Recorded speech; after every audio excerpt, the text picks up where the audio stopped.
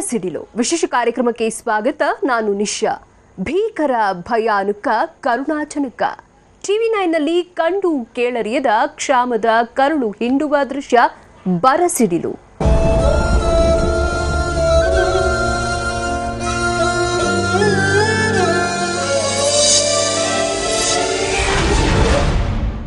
ಬರಗಾಲ ಎಳೆಯುವ ಬರೆಯ ಗಾಯ ಶಾಶ್ವತ ನೋವನ್ನ ಕೊಟ್ಟಿದೆ. ಆ ನೋವಿನಿಂದ ಚೇತರಿಸಿಕೊಳ್ಳಲು ನಿಜಕ್ಕೂ ವರ್ಷಗಳೇ ಬೇಕು. ಆ ಜಿಲ್ಲೆಯಲ್ಲೂ ಸಹ ಬರಗಾಲದ ಕಾರ್ಮೋಡ ಇನ್ನೂ ಸರಿದಿಲ್ಲ. ಆ ಕಾರ್ಮೋಡದಿಂದ ಜನರು ಅಕ್ಷರಶಃ ನಲುಗಿ ಹೋಗಿದ್ದಾರೆ. ಕೊಪ್ಪಳದಲ್ಲಿ ಬರಗಾಲದ ಸ್ಥಿತಿ ಹೇಗಿದೆ, ಅಲ್ಲಿನ ಕರುಣಾಜನಕ ಸ್ಥಿತಿ ಹೇಗಿದೆ ಎಂಬ ವರದಿಯನ್ನ ಮನಕಲಕುವ ದೃಶ್ಯದ ಮೂಲಕ ತೋರಿಸ್ತೀವಿ ನೋಡಿ.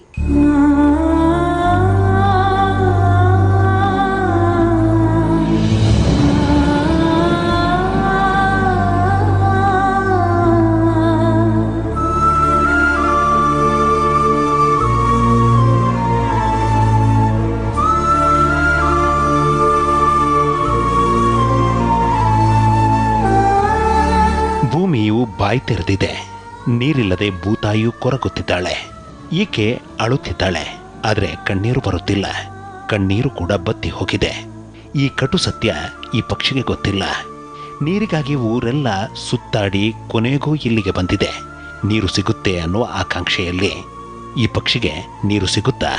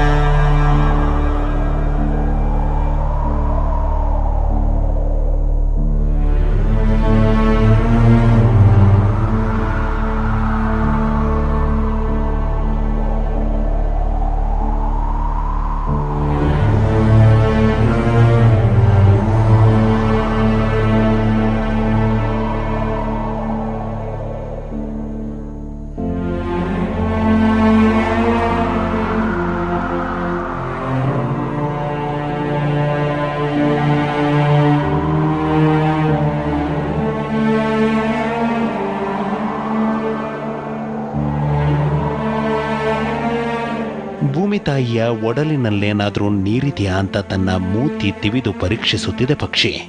ಈ ಪಕ್ಷಿಗೆ ಗೊತ್ತಿಲ್ಲ ಮಳೆ ನೀರಿಗಾಗಿ ಭೂತಾಯಿಯೇ ಬಾಯಿ ತೆರೆದಿದ್ದಾಳೆ ಅಂತ. ಈ ಪಕ್ಷಿಗೂ ದಾಹ ತಾಳಲು ಆಗ್ತಿಲ್ಲ.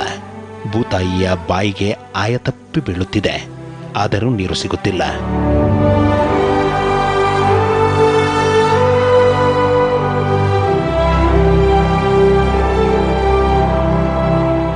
ನೀರು ಸಿಕ್ಕಿಲ್ಲ ಅನ್ನೋ ಕೊರಗಿನಿಂದ ಮತ್ತೊಂದು ಕಡೆ ಜೀವಜಲ ಹುಡುಕಲು ಹೋಯ್ತು ಶ್ವೇತವರ್ಣದ ಪಕ್ಷಿ.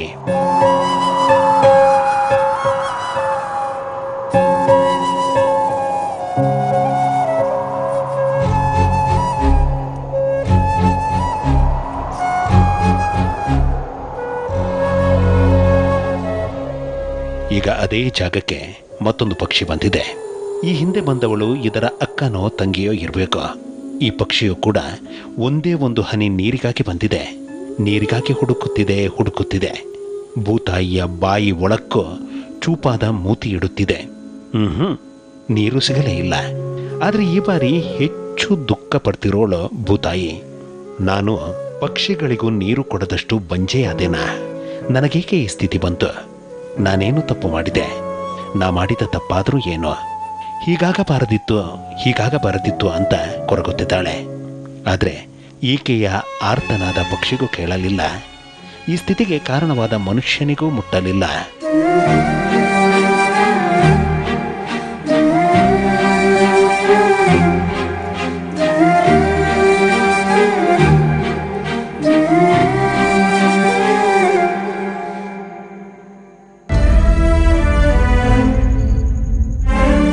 ಜಾಗದಲ್ಲಿ ನೀರು ಸಿಗದಿದ್ರೆ ಏನೋ, ಹಾಗೆ ಹುಡುಕುತ್ತಾ ಹೋಗೋಣ ಅಂತ ನಿರ್ಧರಿಸಿದ ಪಕ್ಷಿ ಮುಂದೆ ಸಾಗಿತು. ಎಷ್ಟು ದೂರ ಹೋದರೂ ನೀರು ಸಿಗಲಿಲ್ಲ. ದಾಹ ತೀರಲಿಲ್ಲ.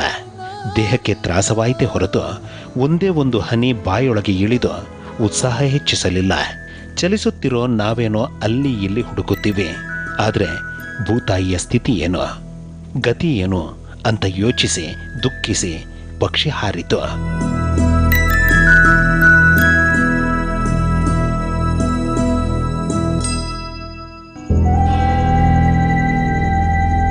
ಪಕ್ಷಿಯೊಂದೇ ಅಲ್ಲ, ಮನುಷ್ಯನಿಗಿಂತ ವೇಗವಾಗಿ ಓಡಬಲ್ಲ ಸಾಮರ್ಥ್ಯವಿರುವ ಕುದುರೆಗಳಿಗೂ ಆಹಾರವಿಲ್ಲ. ಕಟುಮಸ್ತಾದ ಕುದುರೆಗಳು ಮೇವಿಲ್ಲದೆ ಒಣಗಿವೆ, ಶಕ್ತಿಯಿಲ್ಲದೆ ಕುಂಟುತ್ತಿವೆ, ಹೊಟ್ಟೆ ತುಂಬ ಊಟವಿಲ್ಲದೆ ಕಳೆಗುಂದಿವೆ.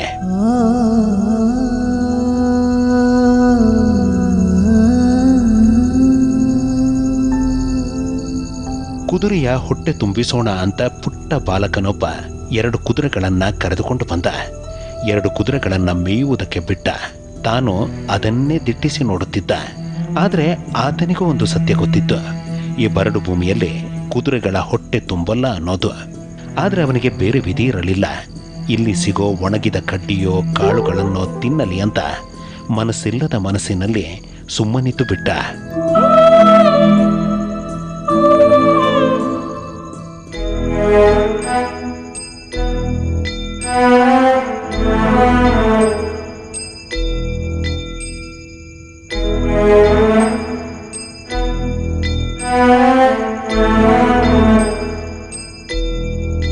ಕುದುರೆಗಳು ಆಹಾರ ಹುಡುಕುತ್ತಿವೆ. ಹೊಟ್ಟೆ ತುಂಬಿ ಅದೆಷ್ಟು ದಿನವಾಯಿತು. ಹೊಟ್ಟೆ ತುಂಬ ನೀರು ಕುಡಿದ ಆ ದಿನ ಯಾವುದೋ, ಆ ದಿನವೂ ಮರೆತೋಗಿದೆ.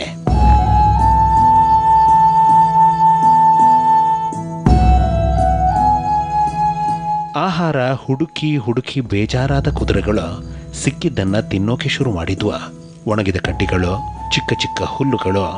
ಅದ್ಯಾಕೋ ಪಕ್ಕದಲ್ಲಿ ಕುಳಿತುಕೊಂಡಿದ್ದ ಪುಟ್ಟ ಬಾಲಕನ ಮನ ಕರಗಿತು. ಕುದುರೆಯ ಆಂತರ್ಯದ ನೋವು ಬಾಲಕನಿಗೆ ಗೋಚರಿಸಿತು. ಆದರೆ ಅವನು ಅಸಹಾಯಕನಾಗಿದ್ದ. ಯಾಕಂದ್ರೆ ಬರದ ಸಿಡಿಲು ಇವನಿಗೂ ಪಡೆದಿತ್ತು.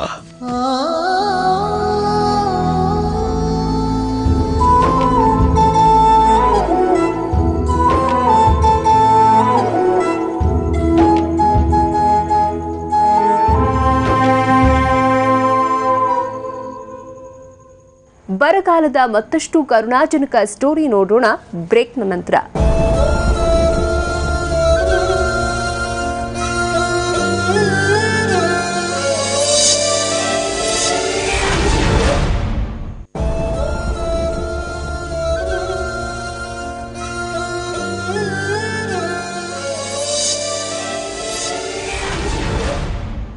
ಬರಗಾಲದ ಆ ನರಕದ ದೃಶ್ಯ ನೋಡುವುದು ನೇತ್ರಗಳಿಗೂ ಕಷ್ಟವೇ.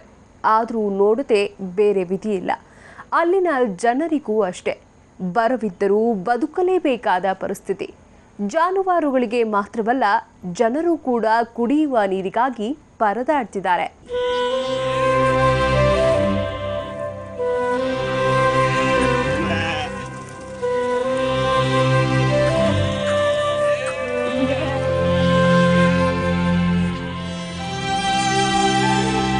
ಕುರಿ ಮತ್ತು ಮೇಕೆಯ ದಂಡು ಆಹಾರ ಹುಡುಕಿಕೊಂಡು ಹೋಗುತ್ತಿದೆ.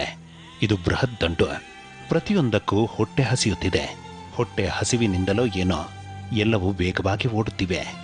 ಈ ಕುರಿ ಮತ್ತು ಮೇಕೆಗಳ ದಂಡಿನ ನಡುವೆ ಎತ್ತೊಂದು ಸಿಲುಕಿಕೊಂಡು ಬಿಡ್ತು. ಪಾಪ, ಅದರ ಪಾಡು ಕೇಳೋರು ಯಾರು? ಇವುಗಳಿಗೆ ಹೊಟ್ಟೆ ತುಂಬಿಸಿಕೊಳ್ಳುವ ಧಾವಂತ. ಎತ್ತಿಗೆ ಶಾಂತಿಯಿಂದ ಇರಬೇಕು ಅನ್ನೋ ತುಡಿತ. ಹಾಗೋ ಹೀಗೋ ಕುರಿ ಮತ್ತು ಮೇಕೆಗಳು ಮುಂದೆ ಹೋದವು.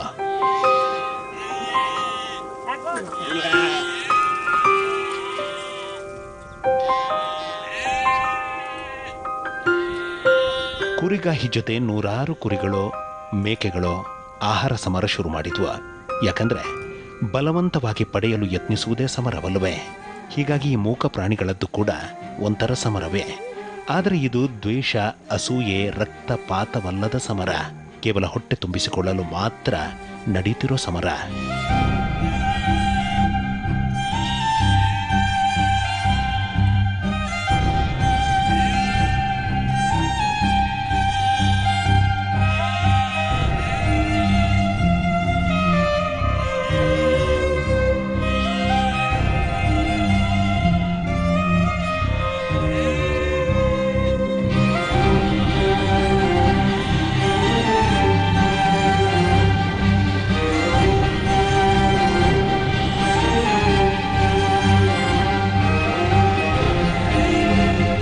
ಅದಾಗಲೇ ನೀರಿಲ್ಲದೆ ಬಾಯಿ ತೆರೆದಿರೋ ಭೂತಾಯಿಯು ಮತ್ತೊಮ್ಮೆ ಭಾರೀ ನೋವಾಗುವ ಕ್ಷಣ ಬಂದಿತ್ತು.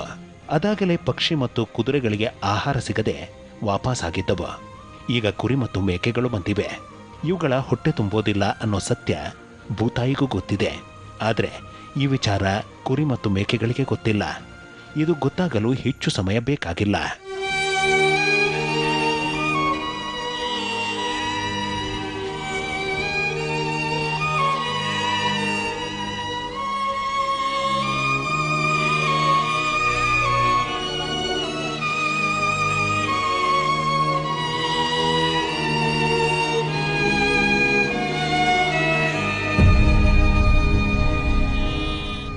ಕುರಿಗಳು ಆಹಾರವೇನೋ ಹುಡುಕುತ್ತಿವೆ. ಆದರೆ ಇಲ್ಲಿಗೆ ಬಂದ ನಂತರ ಇವುಗಳಿಗೆ ಭಯ ಶುರುವಾಯಿತು. ಬಾಯಿ ತೆರೆದ ಜಾಗಕ್ಕೆ ಕಾಲು ಸಿಕ್ಕಿಕೊಂಡರೆ ಆಪತ್ತು ಅನ್ನೋದು ಅರಿವಾಯಿತು. ಹಾಗಾಗಿ ಎಚ್ಚರಿಕೆಯ ಹೆಜ್ಜೆ ಇಡೋ ಜೊತೆಗೆ ಆಹಾರವನ್ನೂ ಹುಡುಕುತ್ತಿವೆ. ಕೆಲವು ಕಡೆ ಅತ್ಯಂತ ಅಲ್ಪವಾಗಿ ಹುಲ್ಲು ಸಿಗುತ್ತಿದೆ. ಆದರೆ ಹೊಟ್ಟೆ ತುಂಬಲು ಇಷ್ಟು ಹುಲ್ಲು ಸಾಲೋದಿಲ್ಲ. ಹಾಗಂತ ಇದನ್ನ ಕಡೆಗಣಿಸಿ ಮತ್ತೆಲ್ಲೋ ಹೋಗುವ ಮನಸ್ಥಿತಿಯಲ್ಲಂತೂ ಈ ಕುರಿಗಳಿಲ್ಲ. ಯಾಕಂದ್ರೆ ಮುಂದೆ ಇದಕ್ಕಿಂತ ಭೀಕರ ಭಯಾನಕವಾದ ಜಾಗವಿದೆ. ಹಾಗಾಗಿ ಪಾಲಿಗೆ ಬಂದದ್ದು ಪಂಚಾಮೃತ ಅಂದ್ಕೊಂಡು ಸಿಕ್ಕಿದ್ದನ್ನ ತಿನ್ನುತ್ತಿವೆ.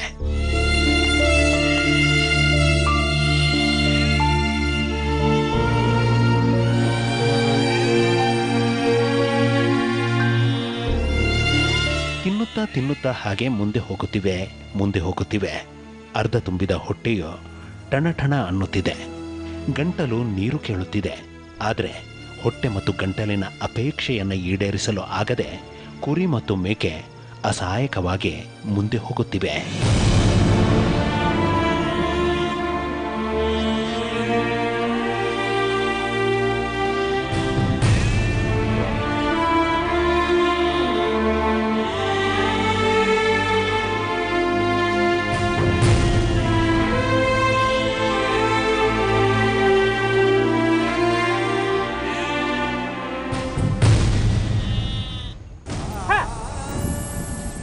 ಬೆಳಗಿನಿಂದ ಸಂಜೆಯವರೆಗೆ ದುಡಿದ ಈ ಎತ್ತುಗಳಿಗೂ ದಾಹವಾಗಿದೆ.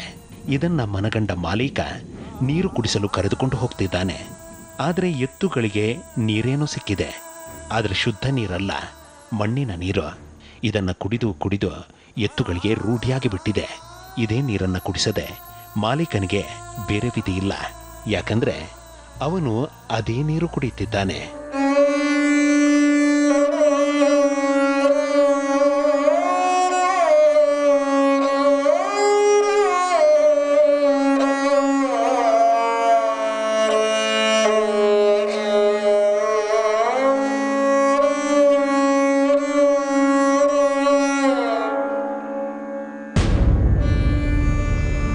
ಪಂಪ್ಸೆಟ್ನಲ್ಲಿ ನೀರು ತೊಟ್ಟಿ ಕೂತಿದೆ. ಒಂದೊಂದು ಹನಿಯೇ ಒಣಗಿರುವ ಭೂಮಿಯ ತಣಿಸುತ್ತಿದೆ. ಇದನ್ನು ನೋಡಿ ಹುಡುಗನೊಬ್ಬ ಬಂದು ಬೊಗಸೆ ಹಿಡಿದ. ಬೊಗಸೆ ತುಂಬ ನೀರು ಸಿಕ್ಕಿತು ಅನ್ನೋ ಸಂತಸ.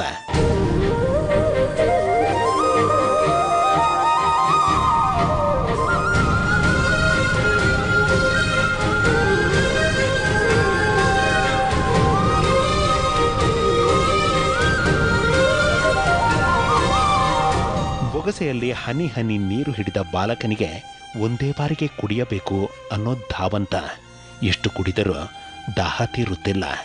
ಈ ಬಗ್ಗೆ ಬಾಲಕನಿಗೆ ಏನೂ ಬೇಜಾರಿಲ್ಲ.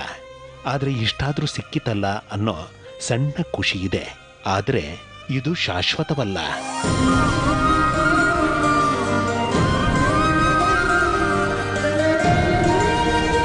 ಅಂದಹಾಗೆ ಕರಳು ಹಿಂಡುವಂತಹ ಈ ಪರಿಸ್ಥಿತಿ ಇರೋದು ಯಾವ ಜಿಲ್ಲೆಯಲ್ಲಿ ಗೊತ್ತಾ? ನಮ್ಮ ರಾಜ್ಯದ ಕೊಪ್ಪಳದಲ್ಲಿ. ಅಷ್ಟಕ್ಕೂ ಕೊಪ್ಪಳದಲ್ಲಿ ಯಾಕೆ ಹೀಗಾಯಿತು?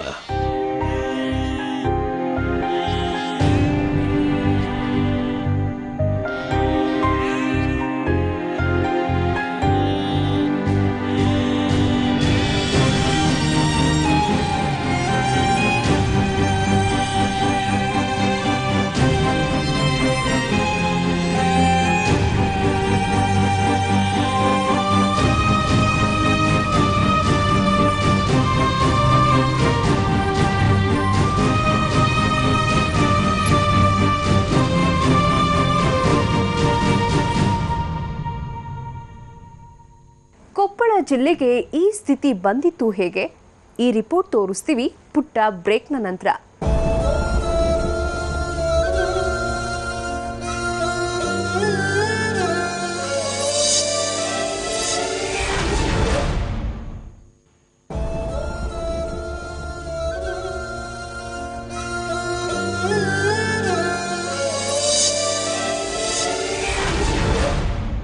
ಕೊಪ್ಪಳ ಜಿಲ್ಲೆಗೆ ಬರಸಿಡಿಲು ಬಡ್ತಿದೆ.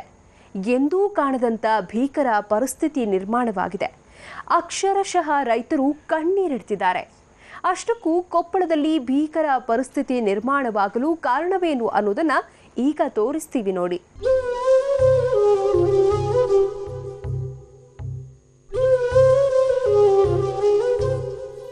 ಕೊಪ್ಪಳ ಸತತ 2 ವರ್ಷ ಬರದ ಹೊಡೆತಕ್ಕೆ ನಲುಗಿದೆ. ಮುಂಗಾರು ಮತ್ತು ಹಿಂಗಾರು ಮಳೆ ಕೈಕೊಟ್ಟಿದೆ. ಮಳೆ ಬರದೇ ಇದ್ದಿದ್ರೆ ಚೆನ್ನಾಗಿತ್ತು ಅನಿಸುತ್ತೆ. ಯಾಕಂದ್ರೆ ರೈತರು ಕಾಲೇ ಇಡ್ತಿರ್ಲಿಲ್ಲ. ಒಂಚೂರು ಮಳೆಯಾಗಿದ್ದ ತಕ್ಷಣ ರೈತನ ಆಸೆ ಚಿಗುರಿತು. ಸಾಲ ಸೋಲ ಮಾಡಿ ಬಿತ್ತನೆ ಮಾಡಿದ. ಪೈರು ಬೆಳೆಯುವ ಸಮಯದಲ್ಲಿ ಮಳೆಯೇ ಬರಲಿಲ್ಲ. ನಂತರವೂ ಬಂದಿಲ್ಲ. ಮುಂದೆ ಬರುತ್ತೋ ಇಲ್ವೋ ಗೊತ್ತೂ ಇಲ್ಲ.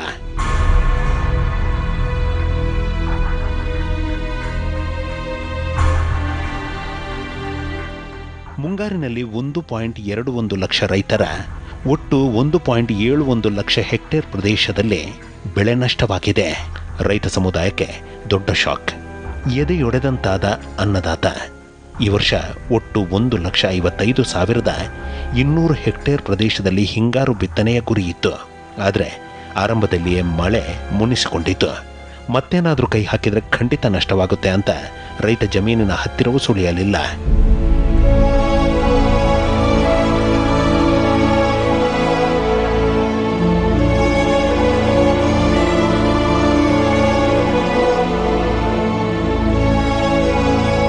ದುರಾದೃಷ್ಟ ಅಂದರೆ ಸತತ 4 ವರ್ಷ ಜಿಲ್ಲೆಯಲ್ಲಿ ಮಳೆಯಾಗಿಲ್ಲ. ಪ್ರಕೃತಿಯ ಮೌನ ಒಂದು ಕಡೆಯಾದರೆ ಅಧಿಕಾರಿಗಳ ನಿರ್ಲಕ್ಷ್ಯ ಮತ್ತೊಂದು ಕಡೆ. ಈ ಇಬ್ಬರ ನಡುವೆ ಸಿಲುಕಿಕೊಂಡು ಕೊಪ್ಪಳದ ಅನ್ನದಾತರು ದಿಕ್ಕು ತೋಚದಂತಾಗಿದ್ದಾರೆ.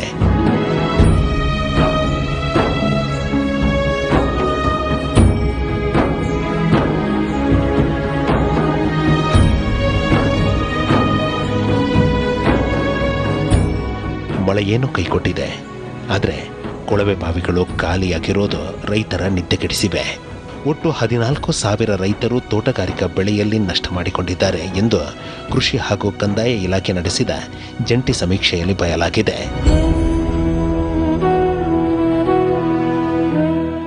ಬರದ ಛಾಯೆ ಎಷ್ಟಿದೆ ಅಂದರೆ ವಿಜಯನಗರ ಅರಸರ ಕಾಲದಿಂದಲೂ ಭತ್ತದ ರಾಯ ಮತ್ತು ಬಸವಣ್ಣ ಕಾಲುವೆಯಲ್ಲಿ ನೀರೇ ಇಲ್ಲ.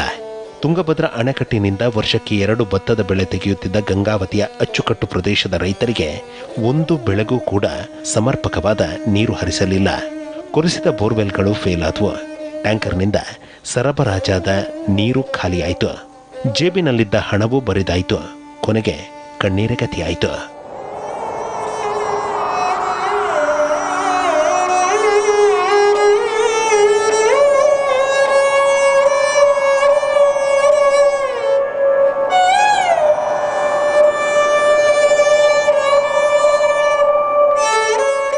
ದನ ಕುರಿಗಳು ಏನು ಮಾಡ್ತಾವೆ ಅಂದರೆ ಮಳೆ ನೀರ ಬಗಸ್ತವ್ರಿ. ಅವು ಉಪ್ಪು ನೀರು ಕುಡಿಯೋಂಗಿಲ್ಲ.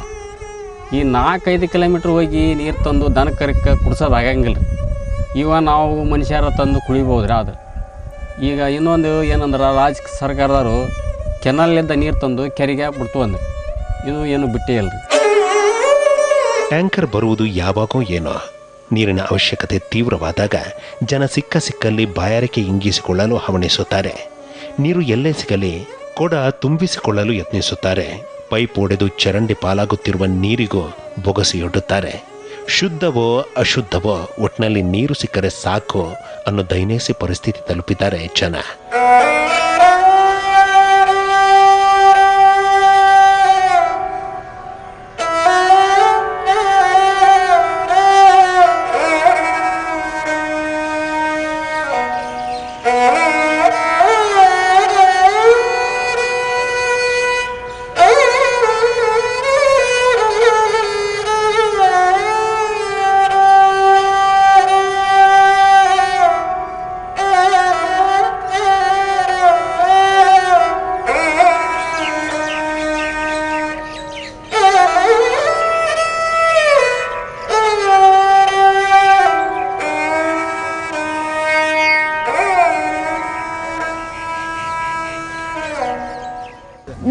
ಸಮಸ್ಯೆ ಏನ್ರಿ ಮಗ್ಲ ಇಲ್ಲಿ ಗಟಾರ ಸೊಳ್ಳಿ ಎಲ್ಲದು ಬರ್ತದೆ.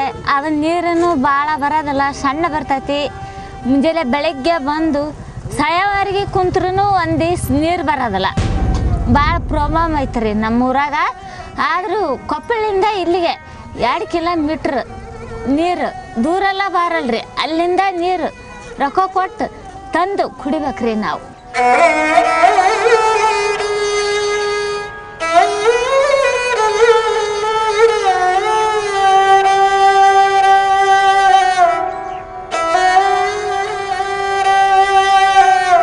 ನಿಮ್ಗೆ ಗೊತ್ತಾ, ಕಳೆದ 3 ವರ್ಷಗಳಿಂದ ರೈತರು ಉತ್ತಮ ಫಸಲನ್ನೇ ಪಡೆದಿಲ್ಲ. ಈ ವರ್ಷ ಮುಂಗಾರೂ ಇಲ್ಲ, ಹಿಂಗಾರೂ ಇಲ್ಲ.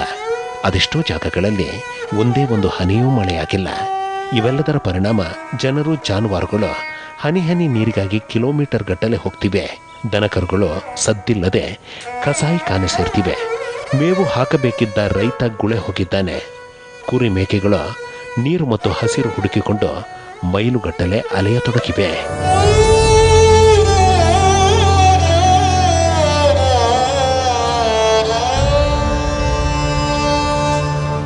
ಬರದ ಭೀಕರತೆಗೆ ಈ ಕೆರೆಯೊಡಲೆ ಸಾಕ್ಷಿ. ಮೈಲುಗಟ್ಟಲೆ ನಡೆದರೂ ಇದೇ ಪರಿಸ್ಥಿತಿ. ಭೂಮಿ ತಾಯಿ ಅಸಹಾಯಕಳಾಗಿದ್ದಾಳೆ. ಕಳೆದ 15 ವರ್ಷಗಳ ಅವಧಿಯಲ್ಲೇ 11 ವರ್ಷ ಬರ ಎದುರಿಸಿದ ಕೊಪ್ಪಳ ಜಿಲ್ಲೆಗೆ ಈ ಬಾರಿ ಅತ್ಯಂತ ಕಠಿಣ. ಬೇಸಿಗೆ ಕಳೆಯುವ ಹೊತ್ತಿಗೆ ಜಿಲ್ಲೆ ಮತ್ತಷ್ಟು ಒಣಗುವ ಲಕ್ಷಣಗಳು ಕಾಣಿಸುತ್ತಿವೆ. ಅಷ್ಟರಲ್ಲಿ ಪ್ರಕೃತಿಯ ಚಮತ್ಕಾರ ನಡೆಯುತ್ತದೆಯಾ?